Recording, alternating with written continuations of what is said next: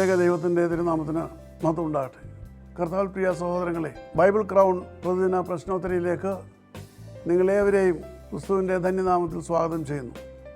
നമ്മുടെ ഇന്നലത്തെ ചോദ്യം, നീ പൊടിയാകുന്നു, പൊടിയിലേക്ക് തിരികെ ചേരും. ആരോടാണ് ഇത് പറഞ്ഞത്? ഉത്തരം, ദൈവം ആദാമിനോട്. ഉൽപ്പത്തി പുസ്തകം 3-ാം അധ്യായം 19-ാം വാക്യം. ഇന്നലത്തെ വിജയി.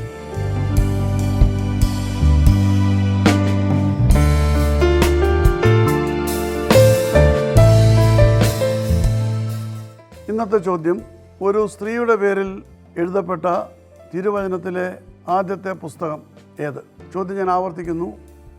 ഒരു സ്ത്രീയുടെ പേരിൽ എഴുതപ്പെട്ട തിരുവചനത്തിലെ ആദ്യത്തെ പുസ്തകം ഏത്? ഉത്തരങ്ങൾ അയച്ചു തരൂ. ദൈവം നമ്മെ അനുഗ്രഹിക്കട്ടെ. താഴെ കൊടുത്തിരിക്കുന്ന വാട്സാപ്പ് നമ്പറിൽ നിങ്ങളുടെ ഉത്തരങ്ങൾ അയയ്ക്കുക.